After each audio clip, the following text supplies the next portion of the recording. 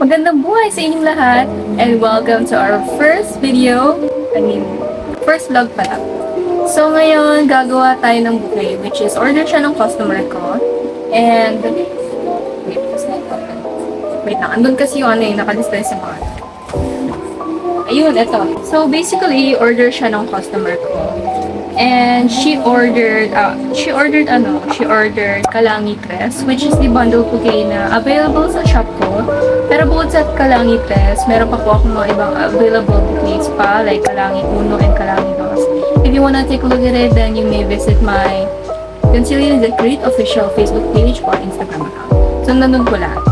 Order niya is Kalangi Tres, and she wants a purple bean bouquet, which is gusto niya purple, diba? Gusto niya purple. So, actually, kailangan pa siya sa August 1. Pero, ginawa ko ng advance para maaga tayo, diba? So, ayun. So, kailangan siya sa August 1, pero gagawin na natin siya ngayon para maaga siya matapos. So, we are going to start with this bouquet right now. Yes. Yes, nandito siya sa box.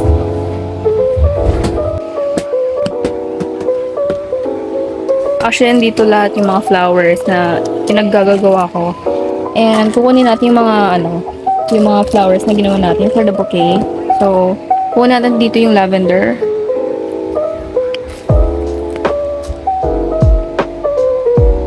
Tulip. And isang rose. So, this one actually.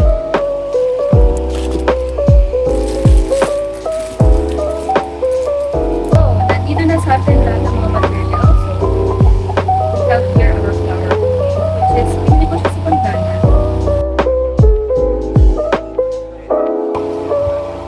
The white, parang pang additional wrapping siya. Pero actually, for flower wrapping bouquet siya. Napaka-quality.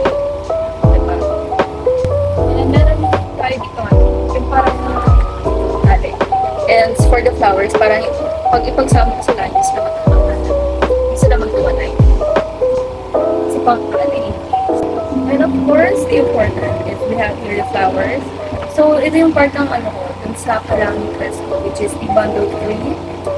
So, kung mag-order kayo ng Kalangi Tres, which is bundle bouquet 3, meron ditong lavender, rose, and then tulips. It's actually color of your choice, and my customer requested a purple bouquet. She wanted the flowers to be purple except for the leaves. So, yeah. So, simulan na natin siya ngayon. Sana next month. So, let's go.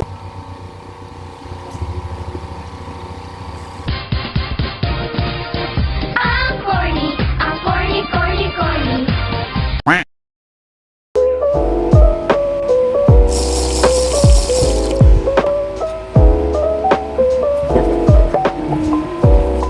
So, magsa-start muna tayo by assembling the flowers first. Anyways, huwag nyo nang alaman kung ano nangyari sa lamesa mo.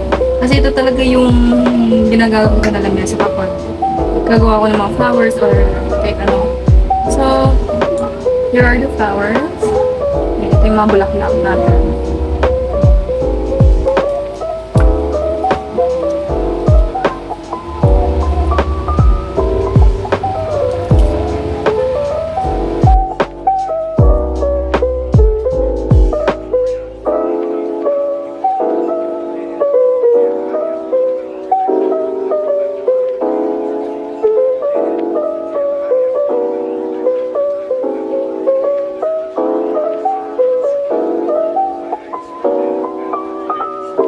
Tapos na natin yung flower, in-adjust ko lang. So, tapos na natin yung flowers and pupunta na tayo sa flower bouquet wrapper. So, actually, nanood lang din ako ng mga tutorials sa YouTube kung paano magbalot ng buhay since hindi pa talaga ako marunong. And nanood lang din ng mga tutorials. So, yeah.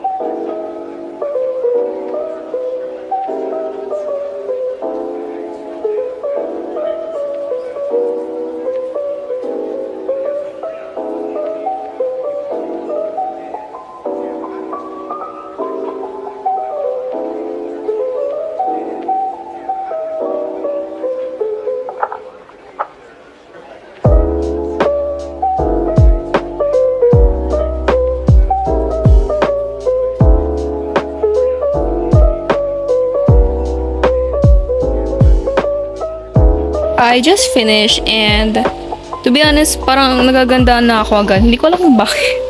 Pero ayan, so eto na siya. So nagupit na natin yung mga bouquet wrappers and ready to assemble na siya.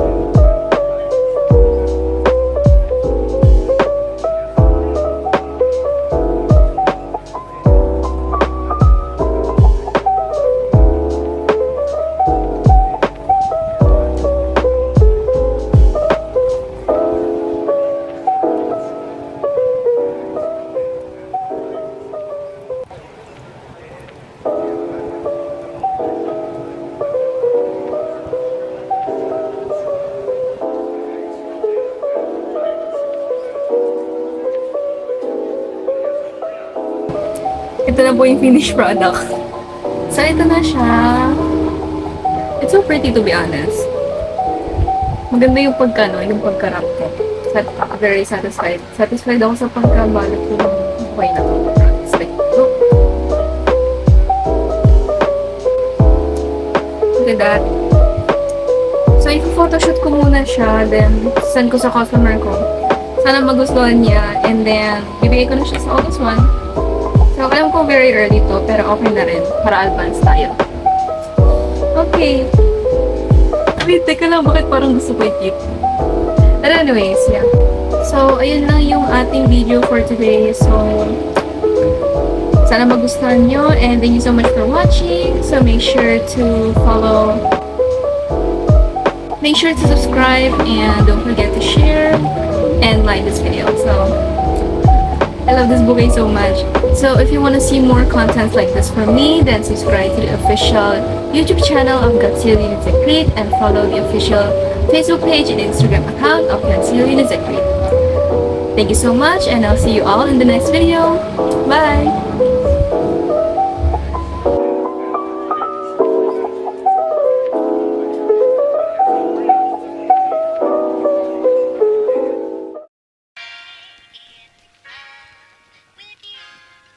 And it goes a little something like